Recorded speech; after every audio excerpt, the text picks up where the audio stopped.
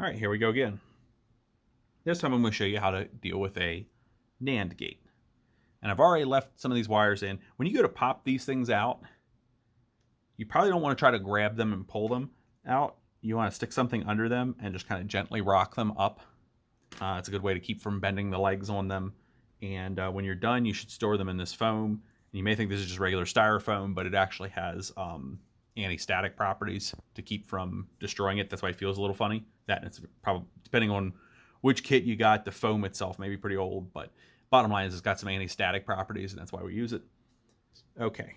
Real quick, you think of static as being, you rub your feet against the carpet and then touch a doorknob and there's this big spark. But you can actually transfer a lot of energy without even seeing the spark. So that's why we try to store it in there.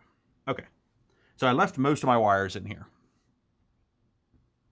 But I'm going to go ahead and I'm going to line up my, you can see there's still the little indexing divot.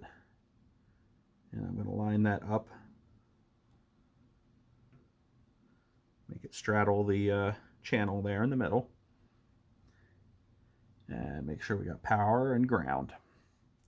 Now, the difference here with a NAND gate, I have two inputs and only one output.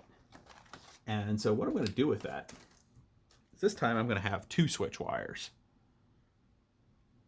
So I'll put both of those switch wires in. I'll hold it up and show you here in a second. Okay. So I got two switch wires there. And then the third pin over is going to be my LED again.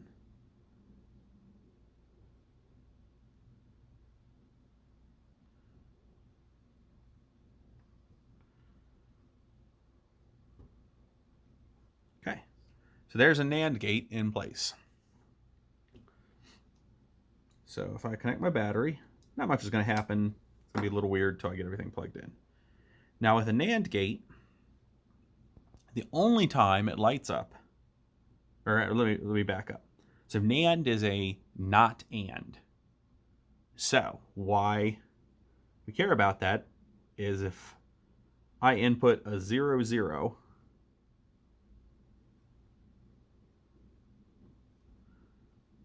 zero, zero ANDed together would be 0. But then if it's not AND, that means we take our AND and we NOT it. So 0, 0 are our inputs. We get a 1 output. A 0, 1 looks like that. And it doesn't matter which one we want to call these, but a 1, 0 and 1 and 0 would be 0.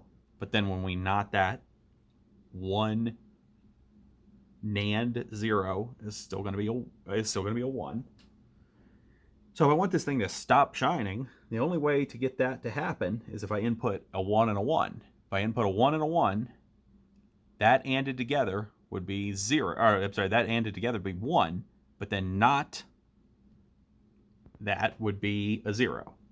So 1 NAND 1 is 0. Now, so that's the NAND gate. And we have an LED here, but another thing we could do, if we really wanted to, would be to connect, instead of our output being an LED, we could take a wire and run it to some other chip. So suppose we had, in this case, we've got a NAND. It's like a not AND. Well, we could very easily make an AND gate by taking this not AND and running it through a NOT gate. So it would be not NAND, which would be the same thing as an AND. So we could do that. I'm not going to do that right now, but I think that may be one of your assignments later on. I could use this as a NAND gate. Or I could use this as I could use this NAND gate as a NOT gate. And the way I could do that is by tying these two wires together